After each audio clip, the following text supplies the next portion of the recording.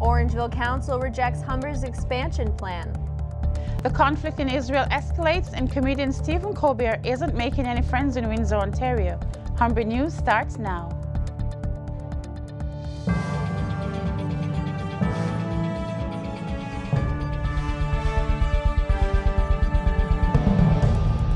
Hello, it's Friday, November 16th. Welcome to Humber News, coming to you from the Broadcast Center here at the North Campus.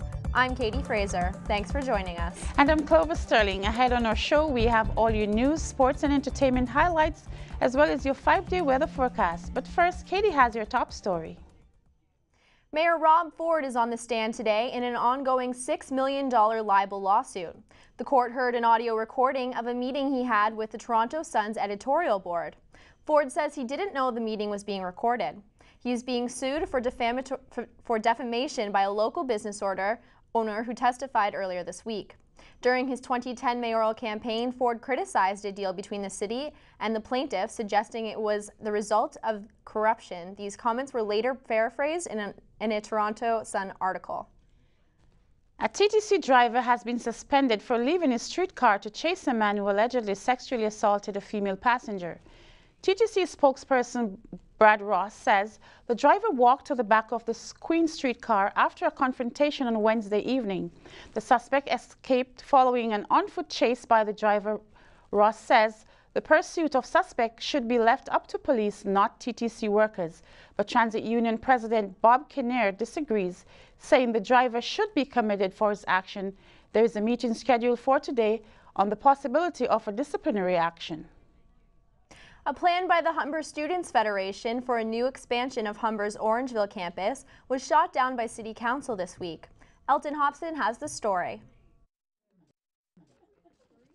Plans to expand Humber's Orangeville campus hit a major snag this week as the Orangeville Town Council voted to block Humber's proposed sustainable office expansion. Chris Whitaker, president of Humber College, explains the sustainable office initiative. The idea was actually to take a container, so a shipping container, which are the shipping containers that we see on freight trains. They put them on ocean-going vessels to ship cargo in. Currently, Humber leases space at an Orangeville Recreation Center where the proposed office expansion would be built. Hansel Menezes, HSF Director of Applied Technology, explains the current arrangement. So right now we lease space at the Alder facility for about 250 students roughly for a few of our programs, and it's just temporary use right now. But questions over Humber's expanding presence at the facility were a concern for some Orangeville city councillors. Set up your office. I have great difficulty in trying to appreciate the need for you to put another building on our property. Menezes believes the real problem is the politics of city council. I think there's a lot of political animosity between the council members as well as with Humber. Well, there are plans to develop the Orangeville campus contingent on enrollment. For now, the designated space looks a lot like this field. There's grass, there's trees, and not much else. Elton Hobson, Humber News. Queen's University's decision to award former U.S. President Jimmy Carter with an honorary degree has sparked outrage from some Jewish alumni. Close to 50 inquiries were sent to Queen's by Jews graduates in the last month, raising concern over Carter's view of Israel and his relationship to the Arab world. The 88-year-old president and his wife will be receiving degrees honoring their work in the areas such as housing and mental health next week. It will be Mr. Carter's first honorary degree from a Canadian university. A Barrie mother is upset after learning her 4-year-old son was confined to a padded room at his school. The kindergarten student was reportedly disciplined on 3 separate occasions by being sent to a 4x4 room with padded walls. According to school board policy, the confinement is allowed, but not intended for disciplinary purposes, and parents must be informed. The mother says she was never told her son was sent to the room. Both the Toronto District and Peel District school boards acknowledge the use of what are called calming rooms. The federal government is ordering a full audit of the Sunnybrook Veterans Centre. Canada's Veterans Affairs Minister issued an order for the audit after hearing there were unsanitary conditions and neglect at the centre. The assessment will determine how money is spent at the facility and examine the quality of care veterans receive.